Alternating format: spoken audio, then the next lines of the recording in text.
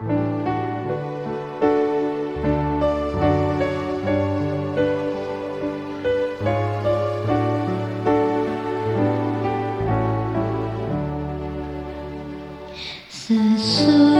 malam fajar mereka bersama Yesus, surga mulai. Habislah kerja, oh fajar mulia.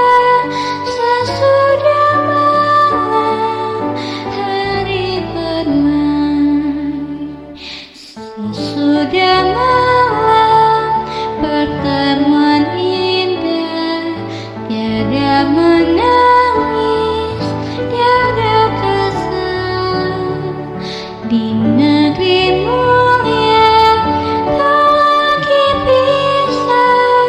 Sesudah malam hidup kekal. Shalom, pemirsa yang diberkati Tuhan. Bertemu kembali dalam seri Renungan Pagi. Sebelum kita mempelajari renungan pagi kita bersama-sama, kita terlebih dahulu berdoa. Kita berdoa. Bapa kami dalam surga, terima kasih atas kesempatan indah pagi hari ini. Kami masih dapat untuk mempelajari firman-Mu. Pada saat ini kami ingin mempelajari firman-Mu, biarlah melalui firman-Mu ini dapat membuat kami semakin lebih dekat kepada-Mu ya Tuhan. Inilah doa kami dalam nama Yesus, amin. Renungan pagi harian, hari Jumat, tanggal 11 Juli 2025. Yang berjudul, apakah Anda domba atau kambing? Ayat hafalan kita, apabila anak manusia datang dalam kemuliaannya, dan semua malaikat bersama-sama dengan dia, maka ia akan bersemayam di atas takhta kemuliaannya. Lalu, ia akan memisahkan mereka seorang daripada seorang.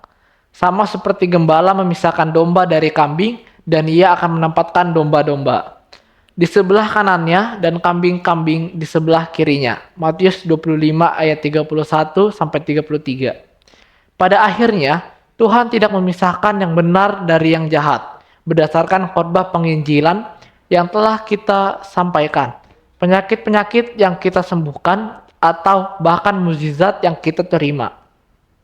Sebaliknya, dia melihat apakah orang-orang merasa lebih baik karena telah bertemu dengan kita. Apakah Anda memberi makanan kepada yang lapar, air bagi yang haus, pakaian bagi yang memerlukan, penghiburan kepada mereka yang sengsara, persahabatan dengan mereka yang berada di penjara? Pada penilaian akhir, gelar, diploma, dan statistik pembaptisan bukan ukuran. Tuhan tampaknya peduli pada kebaikan-kebaikan kecil yang dilakukan kepada orang-orang di sekitar kita. Apakah ini adalah pembenaran melalui perbuatan-perbuatan kecil? Yesus menambahkan perincian penting pada perumpamaan ini yang sangat menarik bagi saya. Setelah dia memuji domba-domba atas perbuatan baik mereka, domba-domba itu bertanya, "Apa maksud perkataanmu?" Mereka terkejut bahwa ada orang yang memuji mereka atas tindakan mereka. Bagaimana ini bisa terjadi? Kelompok domba pada dasarnya baik hati. Mereka adalah orang-orang yang baik. Kelompok domba tidak memberikan segelas air karena disuruh. Mereka tidak menjenguk orang sakit karena Yesus adalah raja. Mereka hanya melihat seseorang yang membutuhkan dan memberi bantuan. Mereka terkejut karena ada orang yang memperhatikan tindakan mereka, apalagi memberikan imbalan kepada mereka. Mereka tidak mencari pembenaran melalui perbuatan-perbuatan kecil. Sebaliknya, kelompok kambing akan dengan senang hati melakukan semua tindakan ini, jika saja ada orang yang memberitahu mereka bahwa mereka dibutuhkan. Saat kelompok kambing zaman modern membaca Matius 25, mereka membuat daftar. Lemari makanan pada hari Senin, pengabdian masyarakat pada hari Selasa, pelajaran Alkitab dan kraft untuk anak-anak pada hari Rabu, dan layanan penjara pada hari Kamis. Ini semua adalah proyek yang bernilai untuk dilakukan. Kelompok domba melakukannya juga. Tindakannya sama, namun sikap di baliknya berbeda. Di sepanjang Injil Matius terdapat sebuah tema. Allah tertarik pada sikap. Yesus mulai mengajar dengan memuji mereka yang miskin dalam roh, berduka cita, lembut, penyayang, dan tulus hati. Dia mengatakan bahwa kemarahan sama buruknya dengan membunuh, dan nafsu sama buruknya dengan perzinahan.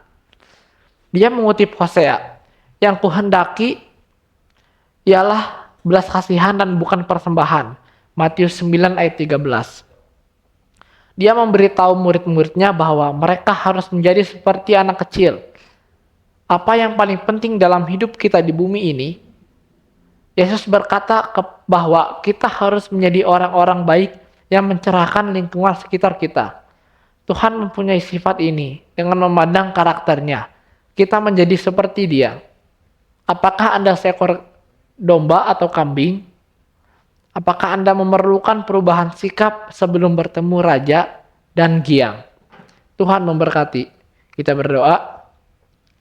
Tuhan, terima kasih atas berkat-Mu. Kami sudah mendengarkan firman-Mu. Biarlah firman pada pagi hari ini dapat menjadi pelajaran bagi kehidupan kami dan bisa membuat kami semakin lebih dekat kepada Engkau ya Tuhan.